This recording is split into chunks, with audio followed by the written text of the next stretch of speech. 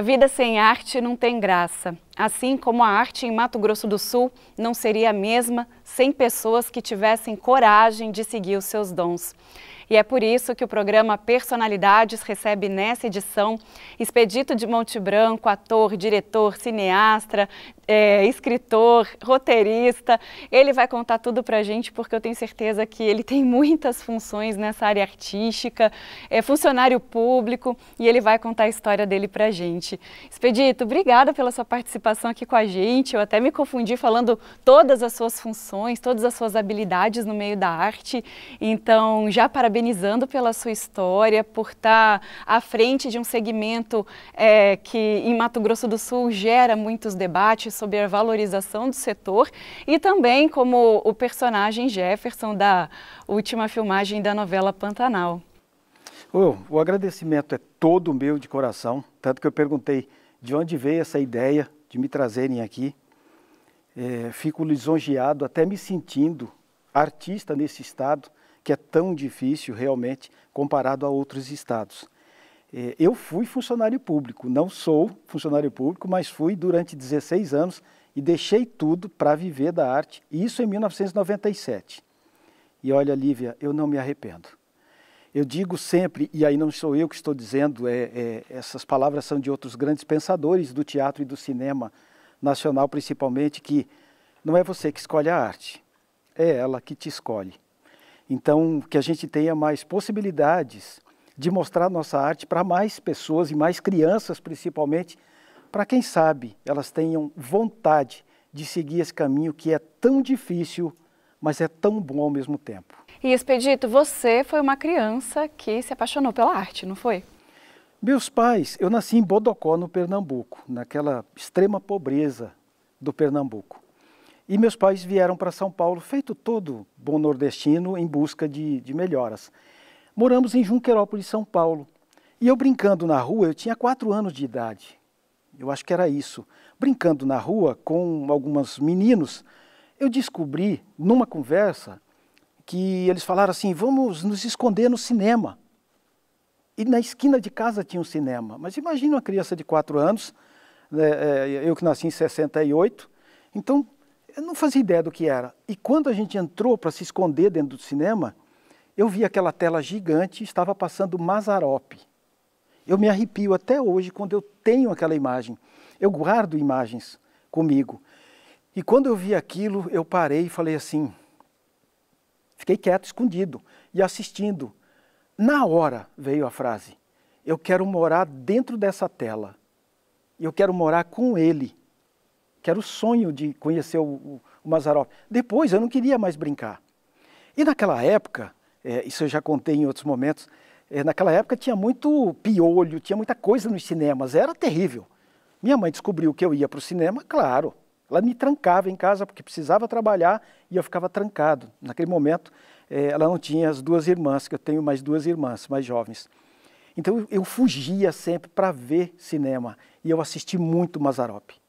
Daquele momento eu disse, eu quero morar dentro dessa tela.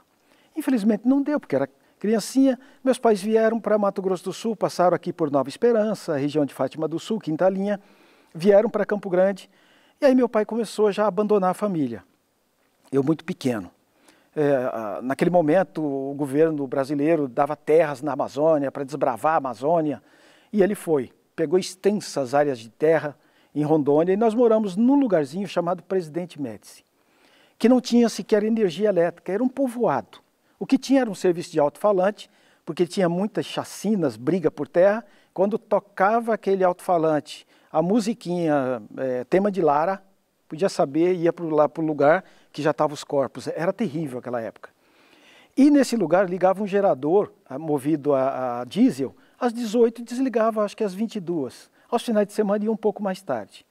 Uma vizinha tinha uma televisão, que era dona do supermercado, um bolicho. E aos domingos ela botava a televisão fora de casa e chamava quem quisesse. Eu fui e quem eu assisti? Os Trapalhões.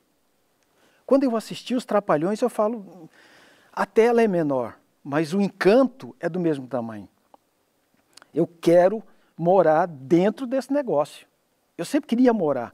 Tanto que eu tive muitos pesadelos na infância e escrevi um espetáculo chamado Madalena, a Menina que Morava na Parede, porque eu sonhava caminhando dentro das paredes. Era uma coisa muito louca, que era para chegar dentro desse tubo dessa TV, dessa imagem. Claro, pequeno também em Rondônia, meu pai acabou perdendo tudo no jogo, foi morar num prostíbulo, num cabaré. Minha irmã ficou doente com malária, o médico desenganou, não tinha, já estávamos passando necessidade, essa vizinha que nos acolhia. Tanto que eu tenho um espetáculo chamado Pobre Diabo Louco, Seu Discurso para Moscas, que é o mais antigo, tem 28 anos esse trabalho. E como é um monólogo meu, eu não largo mão dele. E o começo conta essa história, que a vizinha, o arroz carunchava, ela pegava e dava, a gente sobrevivia. Minha mãe pegava mamão verde, cortava e cozinhava e fritava para ficar parecido com o chuchu. E outro dia eu vi o Zezé de Camargo dando essa entrevista, quando eu falei, eu não acredito, ele também passou por isso. Cara, porque parece louco pegar o mamão verde para se parecer chuchu, quando hoje as crianças odeiam até chuchu. Então, ali naquele momento, nós viemos embora para Campo Grande. Quando chegou aqui, desde cedo, 7, 8, 9 anos, eu já trabalhava.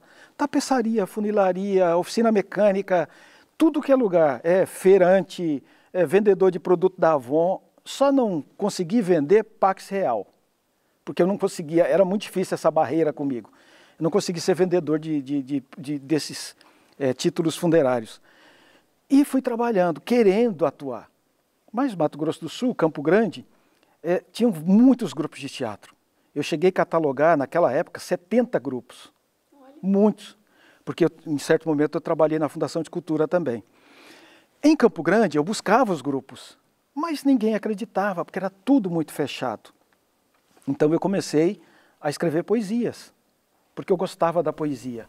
Comecei com a poesia, depois... Com quantos anos isso, Expedito? Eu tinha 14, 12, porque, já escrevendo. Ouvindo você contar a sua história, a impressão que você viveu... 200 anos. 200 anos. Exatamente. Até a adolescência. Exatamente. E eu fiz outro dia, no Instagram, eu falei, deixa eu pegar isso, eu vou colocar o que eu tenho no Instagram para torná-lo profissional. Uma vez que eu não sou bonito e não sei rebolar, e não sei fazer outras coisas, né? Eu falei, eu vou torná-lo profissional. E eu falei, não, tá aqui, ó, é verdade. Aí eu consegui provar com tudo, eu fui escaneando e postando por ano, sabe? Desde o começo da minha vivência artística. Não consigo provar no momento que a gente não tinha máquina fotográfica, porque parece que faz 100 anos que... Não, há 20 anos atrás, poucas pessoas tinham uma máquina fotográfica, um celular, era tudo mais difícil. E qual que é a sensação de ser visto, por exemplo, a gente vai continuar contando a tua história, mas eu quero vir mais para um tempo recente aqui da sua participação na novela Pantanal. Como é que é ser visto sob a perspectiva local de alguém que está participando de um projeto nacional? Você acha que isso muda também até o tratamento das pessoas contigo, uma vez que você está buscando não apenas recursos, mas lutando nessa área para ter um espaço, para poder mostrar o seu trabalho, para se manter firme nesse cenário como profissional? Eu acho que muda muito mais para a gente, mudou muito mais para mim, porque eu tenho um objetivo muito grande, que é ser, não sei se eu vou conseguir, mas tenho o desejo de ser reconhecido nacionalmente. E esse desejo não é aquele desejo de eu ficar sentado dentro de casa, não. Por isso que eu falei do Instagram, por isso que eu falei das plataformas, vou falar das plataformas de elenco agora, eu sou cadastrado em várias, eu não paro de trabalhar. Por isso que eu me tornei diretor, não foi por exibicionismo. Por isso que eu me tornei iluminador cênico e vivo dessas profissões. Tanto que a iluminação foi tomando, em determinado momento, tomando mais meu tempo do que a atuação. Eu falei, opa, calma, eu preciso pagar minhas contas, mas já estou com 50 e tantos anos, eu posso ter mais calma para me dedicar a isso. Quando eu consegui entrar na novela Pantanal, e aí, por incrível que pareça, ontem faleceu a Rosane Quintais, que foi quem me convidou, e eu fiquei muito triste, porque eu digo, caramba, no momento que eu conheci a mulher, ela se aposentou da emissora, e logo em seguida ela nos deixa. Uma pessoa que teve um olhar para mim, e quando veio a outra novela, Terra e Paixão, falei com ela de novo, ela falou, é difícil repetir, mas o teu nome está aqui, você mandou muito bem, tirou onda, é o que eles falam, o carioca fala muito isso. Então mudou muito mais para mim, porque eu acreditei que é possível. que eu preciso me preparar não só para o teatro, porque eu comecei no teatro em 95 e seguiu até 2000, quando eu fiz o primeiro curta-metragem. De lá para cá são 32 filmes, são 2 séries. Aí veio o remake da novela Pantanal. Mas eu não estou contente, porque tem algo dentro de mim que diz, eu quero ir muito longe e tento me preparar a todo momento para estar longe. Por exemplo, um momento bonito foi o da novela, foi quando eu atuei com o Nastergaile em 2008, um aprendizado fantástico. Quando eu saí daqui, fui para o Rio para fazer um teste para o Murro em Ponta de Faca. Cara, eu comprei as passagens de última hora, num valor absurdo, dinheiro que quase eu não tinha, era o momento de 2011. Eu falei, eu vou fazer o teste. Eu cheguei lá na casa do Paulo José, que foi a última direção teatral dele, passei. Aí ele me chamava Pernambucano do Mato Grosso. E aí, Pernambucano do Mato Grosso? Quando eu conheci, sei lá, numa feijoada na casa dele, foi um dia de festa, tanta gente do humor brasileiro, das novelas, atores, atrizes, ele falava, isso aqui é meu amigo pernambucano do Mato Grosso. Aí eu falei, qualquer pessoa pode conseguir. Qualquer ator, por mais distante que ele esteja do eixo Rio-São Paulo-Curitiba, que para mim são os polos, um pouco Goiânia para o teatro, dá para conseguir. Então a ida para a novela foi um aprendizado, porque me trataram da mesma forma que tratavam as grandes celebridades, digamos assim. Eu almocei junto com o Marcos Palmeira, com a turma ali, de igual para igual. Eu percebi que do lado de lá, pelo menos até hoje, das pessoas que eu conheci, existem humanos, mas que quando estão diante de uma câmera de televisão ou em cima do palco, parece que não é humano, se transforma numa entidade muito maior que a gente não consegue compreender. E aí dá o nosso desejo de chegar nesse nível. Pessoas que arrepiam, feito Fernanda Montenegro, quando eu fiz oficina com ela. Cacá Carvalho, Paulo Altran. Essas pessoas, e várias que eu não tenho fotos, é porque não... Manuel de Barros, que eu tomei café umas 2, 3 vezes com o Manuel de Barros. Consegui a autorização dele para montar um espetáculo que não montei até hoje. Eu tenho todos os poemas, mas não montei porque eu falo, ainda me falta a responsabilidade. Vai chegar o momento disso. E essas pessoas arrepiam. Por que elas arrepiam? Porque elas têm, além de um talento, elas têm algo por dentro que é uma energia positiva, é algo que diz, esse é o lugar da arte. A arte é isso. E o teatro, eu acredito que te garante substância até para adquirir a experiência necessária para fazer essa atuação na televisão, tendo em vista que no palco você está vulnerável, você está ali ao vivo, não tem a chance de refilmar, de fazer de novo. Muitos pensadores dizem assim, um bom ator de teatro, ele vai ser um bom ator de televisão. Mas nem todo bom ator de televisão vai ser um bom ator de teatro. É justamente isso. O teatro você lida com o improvável. Hoje eu faço uma apresentação e eu falo sempre disso com relação, às vezes, até prêmios. Quando a gente recebe um prêmio num festival de teatro, você recebe esse prêmio hoje por esse espetáculo, nessa apresentação, os júris são aquelas pessoas. Se amanhã ou algumas horas depois troca tudo, você já mudou, porque não está lacrado. A televisão ela lacra. Gravou, está gravado, vamos editar. E aí você tem 100 anos para passar o que você fez. O teatro não, daqui a 10 minutos, essa entrevista que a gente está fazendo, se ela fosse daqui a 10 minutos, poderia e com certeza seria diferente. Eu já estaria mais velho, você também, a gente já teria dialogado mais. Cabe mais coisas. Improviso. Cabe mais improviso. Então o teatro é a base, para mim é a base de tudo para um bom ator. Tanto que eu sou apaixonado pelo teatro. E a minha tristeza é Campo Grande não ter tantos teatros. Não surgir novos grupos de teatro. Compartilho da tua tristeza aqui. Porque a televisão, ela é um trabalho, eu vou usar essa palavra profissional, mas não é bem ela. E vou tentar explicar. O teatro não, ele é para a vida. Se você é um advogado e não quer enlouquecer mais cedo, vá fazer teatro. Porque você vai trabalhar com exercícios, você vai trabalhar com psicológico, vai trabalhar com o teu corpo, memorização, trabalho em coletivo. Se você é um professor e não quer pirar dentro da sala de aula, faça teatro. Porque o dia que você falar, eu não aguento mais, não deixa chegar esse momento. Antes disso, você vai ser ator e vai dar um murro em cima da mesa que todo mundo vai parar e vai falar, meu Deus do céu, hoje ele está louco, hoje ela está louca. Não é, você está atuando. Por dentro você está rindo de uma cena que você fez. Quando você não tem esse preparo, você sofre. Tanto o teatro, e aí não fico só no teatro, a dança também. Minha filha fez balé dos 4 até os 16. Mas ela não queria ser bailarina. Tanto que ela, aos 16, falou, pai, eu preciso me dedicar aos estudos. Eu falei, lindo. Ah, eu achei que o senhor fosse ficar bravo. Não, eu te levei desde pequenininha porque eu queria que você fosse diferente.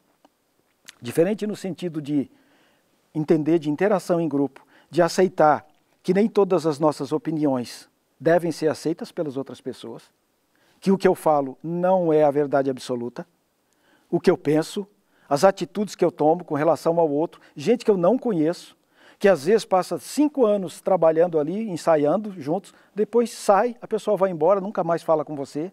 Essas relações humanas, elas estão dentro do teatro. E eu penso que a arte é uma boa forma de sublimação. Você começou contando a sua história pra gente, da família, e eu até ia te perguntar quem que te resgatou, né, desse ambiente que para uma criança era muito vulnerável. Eu acho que desde pequeno foi a arte. É por isso que alguns brincam assim, esse aí é um multiartista.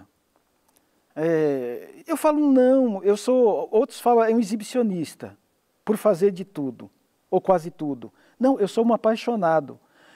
E aí, pegando do teatro, que é o grande laboratório para a televisão e para outros caminhos, eu penso assim, que o ator tem que entender de tudo. Um pouco de tudo. Por exemplo, na ausência de um pai, minha mãe teve que criar 3 filhos sozinha. Claro que ela foi rígida. Mas eu tive que saber lavar, passar, cozinhar, eu faço tricô, faço crochê. Eu tive que me virar dentro de casa. Tem coisas que a gente não podia pagar. Você vai fazer, vai cavar uma fossa, vai ajudar o pedreiro a erguer. Então eu fui me especializando em tudo, porque eu sabia que o grande laboratório, quando chegarem para mim e falar, você vai atuar na novela e vai fazer um pedreiro, você vai fazer um laboratório de 3 meses com um pedreiro. Eu falo, tudo bem, eu vou, mas eu já manjo da parada. Eu sei como é que faz. Eu sei como é que senta piso. Eu sei pilotar barco. Eu dirijo moto. Eu sei dirigir trator. Eu não tenho habilidade do dia a dia. Eu monto cavalo. Não tenho habilidade. Não vou fazer uma disputa com quem é um profissional da área. Mas para todo lugar que eu vou, que eu vejo uma atividade diferente, eu falo, deixa eu entender, como é que é isso aí? Como é que faz isso? A dificuldade que eu tenho, que eu falo, meu Deus, eu teria uma imensa dificuldade para fazer uma personagem que fosse trabalhar com tecnologia, por exemplo, com internet, com isso eu tenho dificuldade. Mas as habilidades humanas que eu falo de tato, de pegar, eu tentei aprender e tento aprender até hoje. Porque isso me ocupa tempo. E quando aquela frasezinha que fala cabeça vazia, oficina do coisa ruim, a gente não pode ter a cabeça vazia. E falta tempo para mim, para tanta coisa que eu quero fazer, o tempo todo. Os colegas do grupo de teatro e outros, quando passam na minha casa, falam, cara, ou às vezes no próprio teatro a gente está atuando, ele fala, Expedito, senta um pouco, pelo amor de Deus. Cara, você me incomoda, você não senta. Eu falo, não posso, cadê meu texto? Cara, você já está apresentando há 30 anos, 28 anos de espetáculo e ainda quer o texto. Eu quero, porque eu não posso ficar parado. E isso é a arte. Ela ocupa a vida da gente. Ela nos dá ideias. Ela nos faz debater ou repensar o que a gente vai falar o tempo todo. E Expedito, como é que foi ocupar o teu espaço, conquistar, melhor dizendo, o seu espaço aqui na arte do Mato Grosso do Sul, aqui em Campo Grande? Como eu tinha começado a dizer, era muito difícil, né? Entrar nos grupos de teatro. Por isso que eu fui para a poesia, depois eu fui fazer pintura em óleo sobre tela. Deus sempre foi muito generoso comigo, eu acredito em Deus, no universo. E para quem não acredita em Deus, na figura, mas tem uma energia aí que nos molda, que nos conduz. Eu acredito que a minha história está escrita, mas eu posso modificar um pouco o caminho pela minha força de vontade. Deus pode olhar, o universo pode olhar e falar, nossa, esse cara luta tanto. Deixa eu dar uma força. Eu acho que pode acontecer isso. Quando eu fui pintar em óleo sobre tela, eu acabei sendo vizinho do Lelo, professor Lelo, do Darwin, que é professor da Universidade Federal, grandes artistas visuais, que antes era artista plástico, e eles me viram pintando e falaram, cara, a gente está montando um grupo que é o Grupo Urucum de Artes Plásticas. Olha quem era o grupo. Era o Darwin, Hilton Silva, Jorapimo, era só os caras. Vamos, eu fiz umas pinturas, vamos expor no Rádio Clube Campo, levou minhas pinturas, vamos não sei o quê. Aí a Marilza Bissoli, que é dona do Mundo dos Quadros até hoje, naquela época, década de 80, aquela loucura da arte, da cultura pulsando em Campo Grande, sem lei de incentivo nenhuma, com poucos espaços ainda, a gente ia panfletar nas esquinas para divulgar nosso trabalho. Ah, eu vou montar uma galeria, Marchand de Tableau. Expedito, a cada 15 dias eu estava vendendo um quadro. E fui trabalhando, vou fazer escultura em madeira, adoro, eu vou levar esse toque, porque eu tenho que fazer uma escultura em determinado momento. Minha filha pegou Covid, eu fiquei muito preocupada, ela já casada, eu fiz uma escultura de uma garça, falei, sara logo para você levar. Ela veio, ficou linda, levou. É uma forma da gente também, porque é o nosso manual.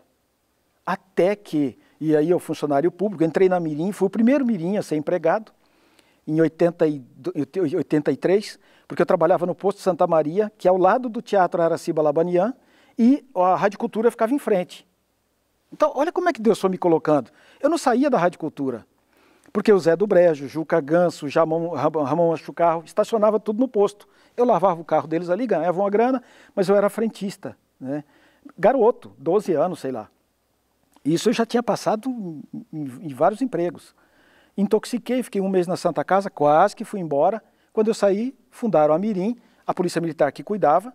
Em 82 para 83, o ex-prefeito Luiz de Coelho transformou a Mirim numa agência de emprego.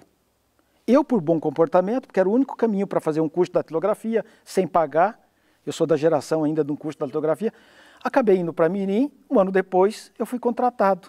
Eu fui para o Dersul, está lá na minha carteira. E pouco tempo depois, houve um problema, acabou que demitiram os mirins, ficou eu e mais dois. Eu, o Zé Carlos e o Zé Cláudio, um aposentou na polícia e efetivei, porque acabou a CLT, menor não podia trabalhar mais, aquela coisa toda, e fiquei 16 anos no Dersul. Lá eu conheci uma pessoa, porque eu fui transferido para a Secretaria de Obras, e naquele ramo tem um rapaz ali que faz teatro. Eu fui, você quer ver um espetáculo meu? Fui assistir o espetáculo. O que você achou? Falei, tem um vazio, vocês saem para trocar de figurino, mas tem um vazio, cara, tinha que colocar uma música aí, sei lá, alguém para dançar. Aí o Marcos Alexandre, que era o autor, o dramaturgo, falou, você não quer fazer? Pronto. Fiz 8 calças, boca de sino, eu falo que eu inventei o Falcão, porque não existia o Falcão, o Brega. Eu peguei um terno roxo, botei um girassol desse tamanho no bolso, eu entrava num canto da cena para sair no outro, de medo. Eu queria, mas eu nunca tinha feito nada, uma oficina de teatro, sem saber o que era.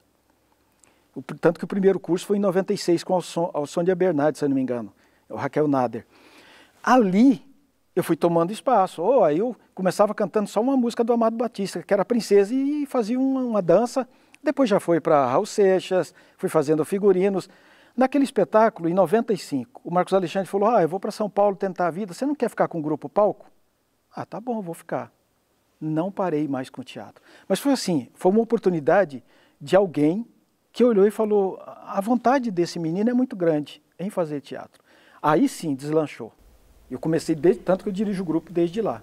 Bom, Expedito, a gente vai dar uma pausa aqui no nosso programa, nós vamos para um rápido intervalo, daqui a pouco o programa Personalidades volta para contar mais a história desse artista aqui que nós recebemos nessa edição do Personalidades. Nós já voltamos.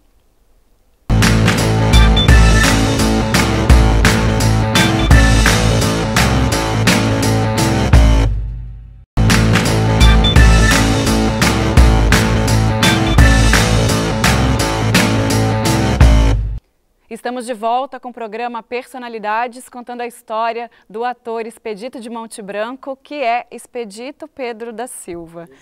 Eu sempre tive a curiosidade para saber como é que funciona essa questão do nome artístico.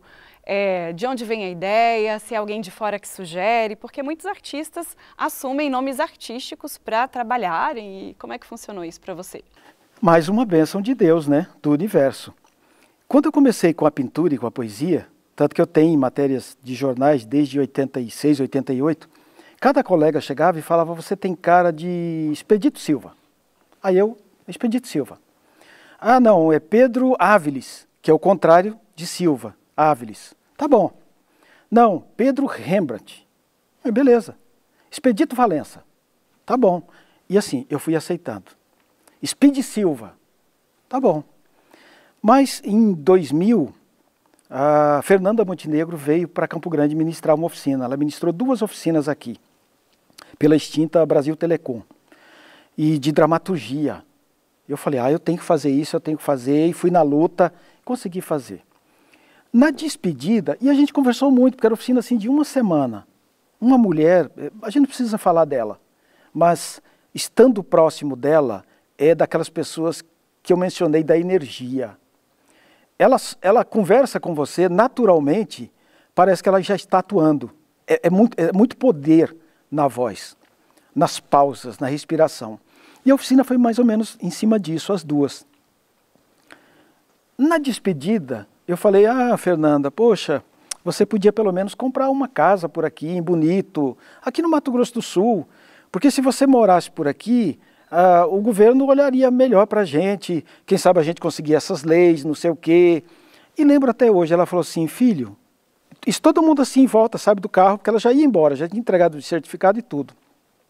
Ela falou, filho, eu sou a Fernanda Montenegro, e, bom, eu sou conhecidíssima, mas mesmo assim, eu tenho que todo dia pegar o meu projeto, colocar embaixo do braço e convencer o empresário de que cultura é investimento, de que é importante. Então, vocês têm que se reunir, vocês têm que se unir, bababá, e fez um discurso lindo, que nos motivou, inclusive, o Profeta, ao FIC, ao Fonteato, a criação desses editais, os poucos que nós temos. Aí eu brinquei e falei, mas, poxa, a gente não tem uma Fernanda Montenegro, mas se a gente tivesse uma Monte Branco já ajudava. Ela falou, tá aí um bom nome artístico. Olha, você reclamou desse tanto de nome artístico aí, porque cada um que te chama de um jeito. Faz o seguinte, vê se não tem nenhuma família tradicional, porque aqui tem muitas fazendas, naquela época a gente não usava o termo agronegócio ainda, para englobar. Tem muitas fazendas, tem muitas plantações, tem esse Pantanal lindo. Alguma família pode ter um Monte Branco e pode se incomodar. Se não tiver, por mim está batizado. No outro dia já era Monte Branco. E assumi o Monte Branco e muita coisa mudou na minha vida. De verdade. Porque daí eu acho que eu comecei a ter identidade. Nunca mais eu usei outro nome artístico.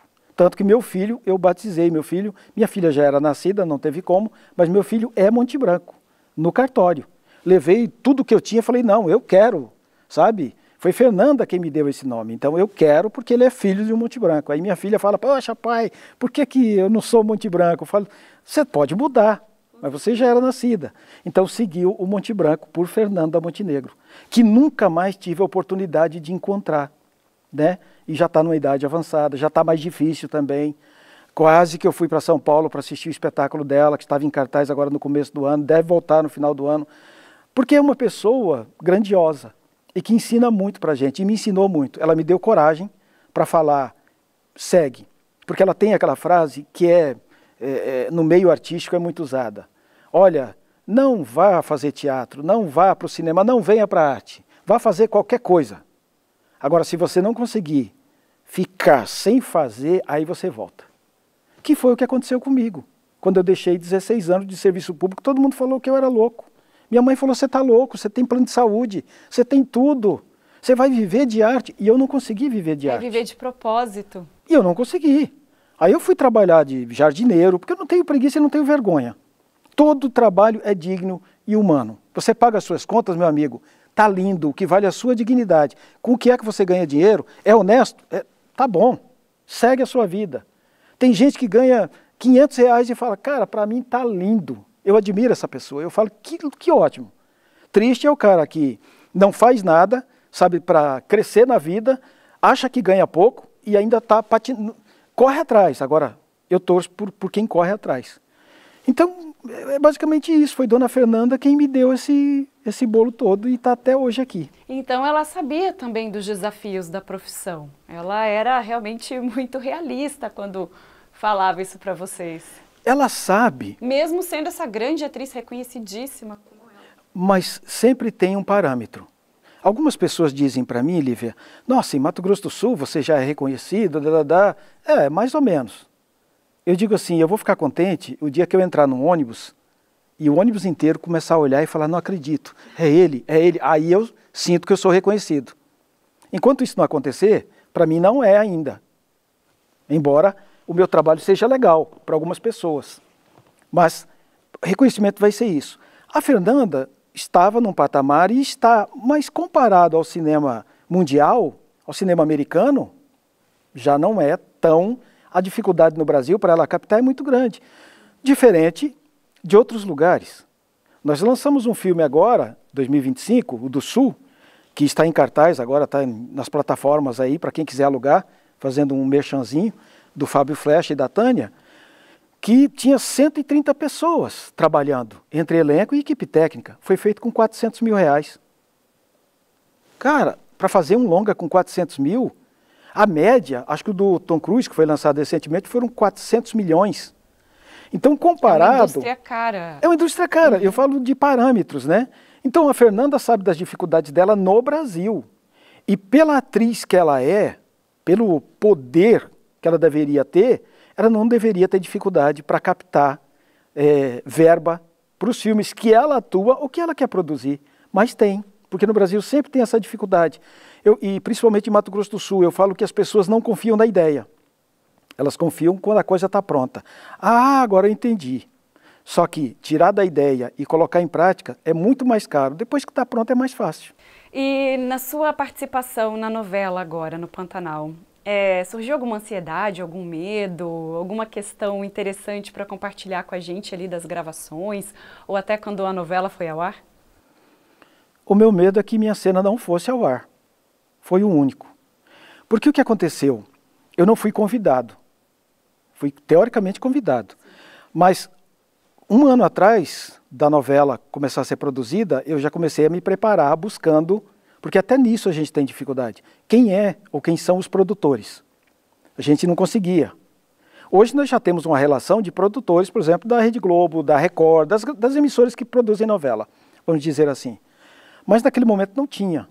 Então eu até chegar e descobrir e dizer, olha, eu estou aqui no Mato Grosso do Sul, sou ator, porque não existe referência para o cinema ainda, na minha visão, do Mato Grosso do Sul para o Brasil. O Mato Grosso agora, eu não lembro o nome do diretor, venceu em Gramado. Então o Mato Grosso já, opa, quem que é esse cara do Mato Grosso que ganhou Gramado? Mato Grosso do Sul ainda não teve esse despontamento. O do Sul foi o primeiro filme lançado em circuito nacional de cinema. O primeiro. Cara, mas olha, tanto tempo para chegar nisso, o que deveria ser mais simples. E um filme de boa qualidade, com baixo orçamento. Quer dizer, a gente está se oferecendo até para isso. Quando eu descobri o diretor, a produção, eu fui até que me enviaram os testes, eu fiz os testes, e depois a Rosane Quintais que me ligou, me mandou mensagem perguntando se eu podia atendê-la e dizendo, quero te convidar porque você está na novela. Então eu fui o primeiro a gravar. Só que a minha cena foi uma das últimas. Eu falei, meu Deus, meu Deus. E descobriram novos colegas por aqui. Tanto que em Terra e Paixão já tinha duas personagens e a Rosane mesmo falou, mas são muito pequenos. Sim. Mas já tinha. Na Pantanal não tinha. E conversando ali, o pouco tempo que eu tive com a equipe técnica, falou, Expedita, que é muito difícil, não tem, eles falaram isso, não tem referência de atores para televisão, para cinema, em Mato Grosso do Sul. Então, quando as produções vêm de fora, é muito melhor eu já preparar todo mundo, seja no Rio ou São Paulo, e chegar com tudo pronto, do que chegar aqui e falar, mas e aí? O ator não rendeu, velho, ele é um ator de teatro. Porque tem essa separação de linguagem. E por que ainda em 2025, na sua opinião, a gente tem essas referências tão escassas? Tão difícil? Eu acho que é porque o nosso mercado ele é mais teatral. É mais isso. Embora não tenhamos tantos teatros. E é por isso que a gente está tentando sobreviver, circulando, quando vai para o interior, vai para uma praça, vai para um... não dá ainda para você montar um Shakespeare. Quanto eu gastaria para montar? Com 90 mil? Não dá. Eu vou acabar fazendo mal feito. O público vai assistir e vai falar, por isso que eu não venho, porque... E nem sempre, às vezes com pouco recurso, a gente consegue fazer coisas boas, mas não consegue mostrar. Quando nós temos, por exemplo, editais nossos, do governo do estado, e sempre foi assim, e principalmente de uns tempos para cá, quando você tem um Festival América do Sul, Festival de Bonito, que você tem 10 grupos nacionais, 2 daqui de dança, 2 de teatro. Então a nossa fatia ela é muito pequena. Fernanda diz, até hoje, que o espetáculo, para ficar bom, ele tem que ser apresentado 100 vezes. Cara, para apresentar 100 vezes aqui, quanto tempo a gente leva? Não é um ano, não são 5 anos.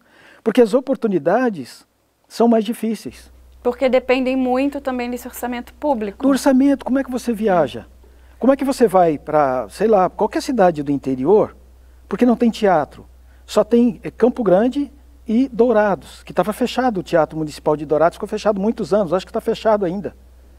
As outras cidades você tem que apresentar num salão paroquial, o que não é ruim. E também nós aqui não temos essa cultura da rua, as pessoas não vão para a rua, elas não andam, não circulam muito, ficam Lívia, mais em lugares fechados. Mas não é só na rua. Eu acho que a gente tem que ter para todos os lugares e gostos. O espetáculo feito para palco italiano, ele não cabe muito bem na rua. E o da rua também não, porque da rua às vezes ele é dinâmico, o público vai atrás. Quando nós fizemos o Festcamp, isso é um dado bom, um festival que aconteceu por 5 anos em Campo Grande, depois por falta de financiamento tivemos que parar. Teve um momento que a cidade virou um caos, o centro de Campo Grande virou um caos, porque nós trouxemos a Companhia Brava, se eu não estou enganado, que era um Don Quixote. E eles desciam de rapel nos prédios, eles pegaram 20 mototáxis para carregar as noivas pelo centro da cidade. O Don Quixote lutava com a retroescavadeira na 15 de novembro. Depois veio um camburão da polícia, deu-lhe um cacete nele, sequestrou. Mas a polícia estava avisada, Corpo de Bombeiros, SAMU, nós tivemos que avisar todo mundo, porque as pessoas começaram a ligar, estão batendo num cara, tem uns loucos aqui, tem um dos espetáculos que mexeu com a cidade. Muito bom. Porque ele era dinâmico, ele era para a rua. Agora, tem espetáculo que não dá. É igual essa entrevista nossa, ela é feita para esse estúdio, para essa iluminação, para a gente se olhar, sabendo que tem uma equipe maravilhosa aqui nos acompanhando e cuidando da gente. Se entrar um gato aqui correndo atrás do outro, estragou tudo. A gente tem que parar e recomeçar a entrevista. Se a gente faz essa entrevista na Praça de Coelho, não será a mesma. Não tem essa penumbra de luz maravilhosa que só o estúdio tem. Como a gente preparou aqui. Então, cada coisa cabe no seu lugar. O que nós precisamos é de incentivo para os espetáculos de rua, de palco italiano, infantil, adulto, para as pessoas entenderem o que é uma tragicomédia, o que é o teatro do absurdo, e elas vão poder escolher. Eu gosto mais do absurdo, eu gosto mais do infantil, eu gosto mais da comédia, eu gosto da comédia pastelão, que é o que a gente viu na televisão por muito tempo, eu chamava um pouco pastelão em alguns programas, que eram legais, que era referência, que nos ajudou, porque eram gravados em teatros. Para mim já era grandioso aquilo. Agora, para o interior do estado, você tem que sair com o teu cenário, com os atores, hospedagem, alimentação, toda uma dinâmica. Tem que alugar um caminhão para levar um grid com iluminação. Eu falo que eu sou iluminador também. Então tudo isso é caro. Quanto está o litro do diesel? Para você fazer uma apresentação, sei lá, em Paranhos, para dizer que não gastou, você pode colocar 20 mil. Acaba sendo caro. Aí você vai cobrar um ingresso a quanto lá? Tem que ir uma pessoa uma semana antes para fazer a mídia, para as rádios, tudo gera custos, então acaba sendo caro. Cabe ao governo, às prefeituras, cumprirem o que eles prometem em época de eleição, que está dentro do regulamento. Que ele tem que dar arte, cultura, tem que dar saúde, educação, segurança, tudo aquilo. Então eles têm que falar, quem não pode, a gente tem que proporcionar para que facilite os grupos para virem para cá. Da mesma coisa é a formação, que tem que vir profissionais dos grandes eixos para trabalhar com a gente e depois pegar quem está aqui para circular pelo interior. É uma cadeia. Eu falo que tudo é uma cadeia, um alimenta o outro. E termina que o próprio profissional artista acaba tendo que se dedicar a outras profissões, outros trabalhos para se dividir. A gente que também entrevista esportistas, jogadores de futebol daqui, nenhum deles é somente jogador de futebol, tem que ter uma segunda profissão, uma outra fonte de renda, o que dificulta também, eu acredito que muito. É linda essa sua fala, porque ela é uma fala verdadeira. No grupo de teatro que eu dirijo, desde 95, não tem um deles que fala, eu vivo exclusivamente da atuação. Não. Um é professor de educação física, outro leciona na rede pública, e cada um está se virando. Outro tem um comércio, outro tem uma chácara. As pessoas fazem por paixão, por amor, no horário que tem. A sorte que nós temos é que nós somos adultos, nada contra os jovens. Então a gente também sabe o que quer. Se a gente está pela arte e para a arte, chegamos, meia hora de fofoca e vamos trabalhar, e aí 4 horas de ensaio, 5 horas de ensaio, rende, que é um absurdo, porque cada um sabe que saindo dali continua o seu compromisso. São todos pais, mães de família, todos compromissados com trabalho, com emprego, com tudo. Então a gente não está testando. É amor à profissão. Mas poucos. Eu ainda digo que eu vivo da arte. Por ser iluminador, por ser dramaturgo, cenógrafo, eu me viro. O que paga as minhas contas, graças a Deus, é a iluminação e a atuação. Mas se não tivesse a iluminação, viver só da atuação, não dá. Até porque o nosso mercado, financeiramente, quando você vai gravar um VT, não compensa. É baixo, é R$200, é R$150. Você fala, meu Deus, só isso? É o nosso mercado. Por isso que eu falo, eu prefiro gravar 1 de 1000 por ano do que 10 de 100. Em 10 de 100, a chance de eu errar e fazer coisa feia é muito maior. Agora, chega um momento que a gente tem o mercado nacional, que é o que eu estou indo. Graças a Deus, pelo menos 1, 2 vezes por ano, eu estou gravando o filme fora, eu estou gravando com boas personalidades fora, mas assim, tudo graças às plataformas e as pessoas vão vendo o trabalho, porque o trabalho do interior do Brasil interessa também. Sim, aos grandes centros. Chega um momento que enjoa. E Expedito, então me conta essa questão das mídias sociais no impulsionamento do seu trabalho e essas viagens para fora, para estar mais em contato com esse cenário nacional. Tudo começa pelas plataformas, mostrando o seu trabalho. E quando a gente fala plataformas, o Instagram está aí, o Facebook. Grandes produtores já falaram, não, a gente olha. Sabe por quê, Lívia? Uma pessoa, eu fiz inclusive essas oficinas online, até hoje, fiz ano passado, de 1 hora, 1h40, com produtores de novelas, alguns. E chegou um e me disse uma coisa muito interessante, falou, Expedito, dá eu sei que você é bem profissional, mas usa o Instagram, usa o Facebook mais para isso. Né? Só que você não está postando o seu dia a dia. Eu sei que você é iluminador, mas eu não vejo nada de iluminação. Aí eu falei, não, mas é que meu filho falou que não é bom misturar as coisas. Não, aquilo lá eu preciso te conhecer. Então nós estamos indo também para conhecer o que você faz nas horas vagas. Você adora cozinhar, porque eu já vi algumas coisas. Tem que ter um lugarzinho lá, cozinhando no domingo. Sabe por quê? Bons atores nós temos no mundo todo. Ela me disse isso.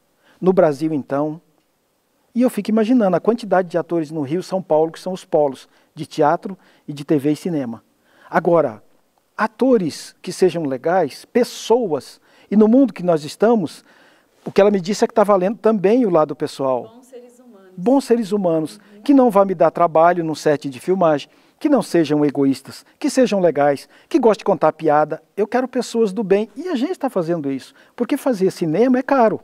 Se eu tenho um idiota que chega, ele pode estragar todo o set. Então, além de ser bom, tem que ser humano, tem que ser legal. Eu falei, nossa, é verdade. Mostra as suas plantas, mostra esse lado. Então serve as plataformas para isso também. Porque quando você paga lá o OPA, um elenco digital, ele é muito profissional. São tuas fotos, teus vídeos e pronto. Não cabe espaço para você mostrar o seu lado humano. É o lado profissional. Tanto que as fotos são em estúdio, são não sei o quê. E ela me quebrou, ela falou, esquece um pouco esse negócio de estúdio. E ela me disse outra coisa. Isso não foi uma só, várias, porque a maioria são mulheres que, para mim, tem mais sensibilidade para mexer com a alma humana e por isso acho que são diretoras de elenco. Ela disse assim, o que a gente tem que tomar cuidado, principalmente, com a política, evidentemente, que a gente não pode estar postando, com a religião, isso não me interessa.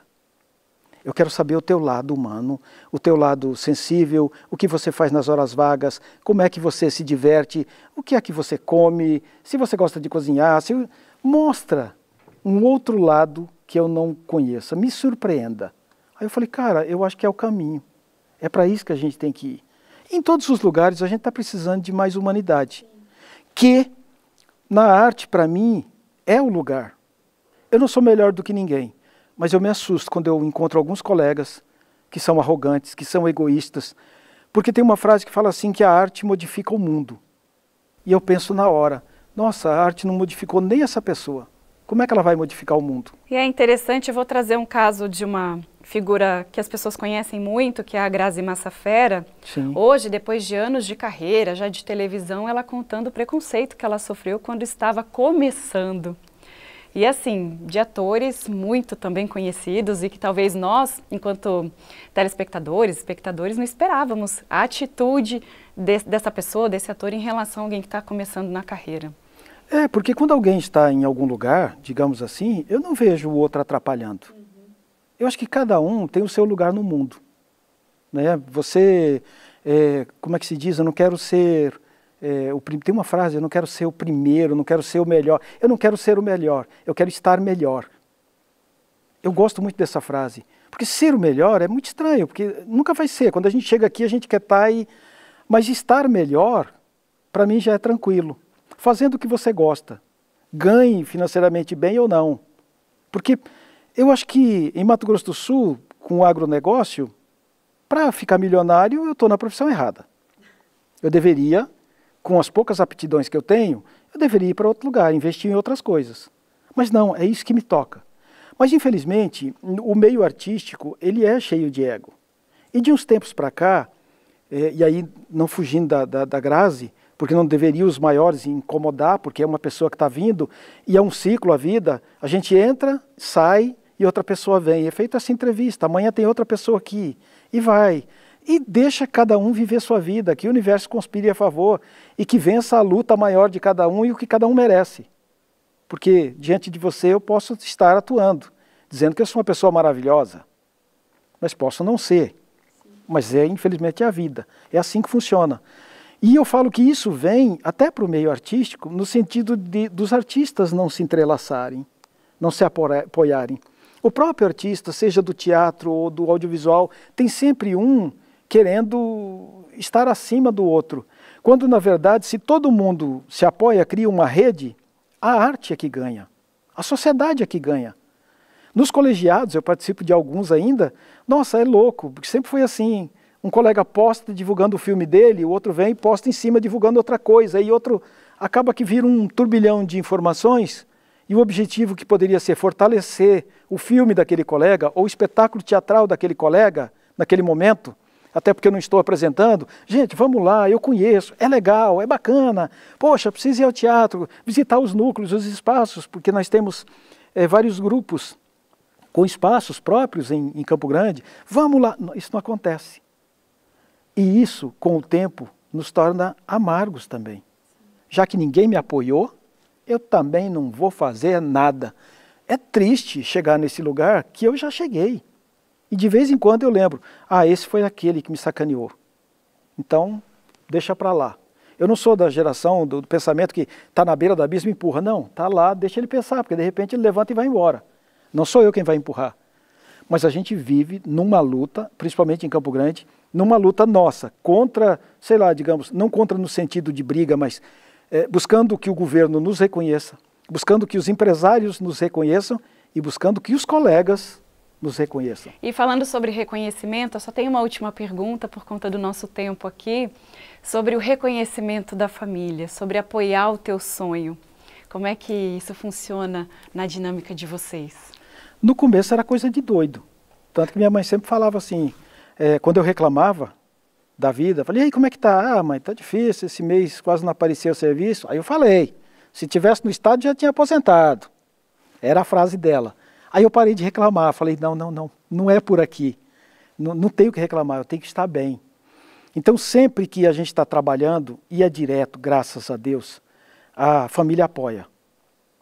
Não tem essa dificuldade, eu não tive. No começo foi difícil eles entenderem, não por ser artista, porque não tem ninguém na família que seja artista. Eu surgi do meio do nada e foi Mazzaropi que me puxou lá para dentro. Mas depois, o fato de abandonar o que para eles era seguro, minha mãe aposentou no serviço público, tem uma irmã que é do serviço público, então a maioria está no serviço público, foi difícil. Hoje não. Hoje meu filho, minha filha, a esposa, todo mundo fala legal, é isso aí, caramba, porque são as pessoas para quem a gente conta também. Eu tive que aprender isso, depois de uns 30 anos de Instagram, 20 anos, sei lá, que diz, não conte as coisas, não conte. Eu sou de contar muito, eu sou de dividir, eu recebo, cara, tá rolando um teste lá em São Paulo, olha aqui, olha aqui, olha aqui. Só que daí chega naquilo que eu falei anteriormente, quando surge, você fez o teste? Eu fiz, mas e aí? Então, não deu tempo de te avisar. Eu falei, Agora, para a família, não. A gente precisa contar. Até pela dificuldade que a gente teve para chegar nesse lugar que a gente chegou, a gente precisa contar para alguém, para falar, cara, é o Porto Seguro, é a família. Então, é só alegria, eu não tenho o que reclamar, não. Expedito de Monte Branco, obrigada pela sua participação com a gente aqui no Personalidades. Agradeço muito por você ter compartilhado a sua história com a gente. Parabéns mesmo pela sua iniciativa, por acreditar nos seus sonhos. Eu tenho certeza que é motivo de inspiração para todos nós, para nós aqui da equipe da TV Alemes e para todos os sul-mato-grossenses, por você estar fazendo parte desse nosso arquivo. Obrigada. Bom, eu que tenho que agradecer mais uma vez por esse convite, por me descobrirem. O trabalho que vocês fazem aqui hoje, me dando essa oportunidade, é o que vai me alavancar para algum lugar. Nada é gratuito, tudo vem para a gente na hora certa, no momento certo. Tanto que essa entrevista foi desmarcada por algumas outras dificuldades e eu fiquei, Deus, será que não vai acontecer? Mas eu vou ficar quieto. Se for para acontecer, se for da tua vontade, e aí, repito, falo Deus, mas para quem não acredita em Deus, no que ele acredita, que está cuidando da vida dele, eu pedi para Deus, falei, bom, se tiver que acontecer, vai acontecer e vai ter um bom propósito. Primeiro que eu vou encontrar pessoas que eu conheço, vou encontrar pessoas novas, alguma coisa de bom vai sair de lá. E eu acredito muito nisso. Então o trabalho que vocês fazem é importante. O trabalho que eu deixo um recado para quem está querendo começar na arte. Vá. Não comece achando que você vai enricar, mas vai. Que era o que a Fernanda falava e fala. Se com o tempo você achar que não é aquilo, vai fazer outra coisa. Mas, toque um violão, meu filho é violeiro. Mas em casa, comprou a viola, Marcelo Loureiro que escolheu, eu falei, Marcelo, vamos lá escolher uma viola para o garoto. Então já veio abençoado esse violão. Achou, porque ele falou, me dá um teclado, eu dei um teclado, me dá um bongô, foi o bongô, e fui trazendo, me dá um violão. Quando chegou na viola, é aqui, aí ele pegava uma viola emprestada e ficava, falei, Marcelo, me ajuda a escolher uma viola autografada, e é para ele. Então vejo que ele é diferente. A arte modifica, não talvez o mundo, mas ela consegue modificar, pelo menos ao seu redor. E a gente tem que fazer a nossa parte. Em todos os lugares que a gente vai, e na pandemia foi importante dizer isso, é importante dizer isso agora, foi quando a gente percebeu a importância da arte. Quando você entrava no supermercado, tinha um serviço de locução de um profissional falando. Tinha uma música tocando. Você ficou preso em casa, nós ficamos presos em casa vendo novela, filmes, séries. Então, escutando as nossas músicas, os discos, os CDs, sei lá, os pendrive, foi um momento que eu acho que a gente teve uma grande proximidade com a arte. E para quem conseguiu reconhecer, diz, caramba, como é importante. Para mim é a mesma coisa que o canto dos pássaros. Eu não consigo viver num lugar que não tenha mais canto de pássaro, porque eu já me acostumei com isso. Então, muito obrigado. E parabéns para vocês e a todos que admiram a arte. Se você não quer ser artista, mas continue admirando, porque com o tempo vai ser artista também. É isso, obrigada. E o programa Personalidades recebeu o ator Expedito de Monte Branco. Você que está acompanhando a TV Alemes no canal aberto, no canal fechado ou nas nossas plataformas digitais, compartilhe o nosso link com seus amigos e familiares. Voltamos numa próxima edição com uma nova história. Até lá, tchau, tchau.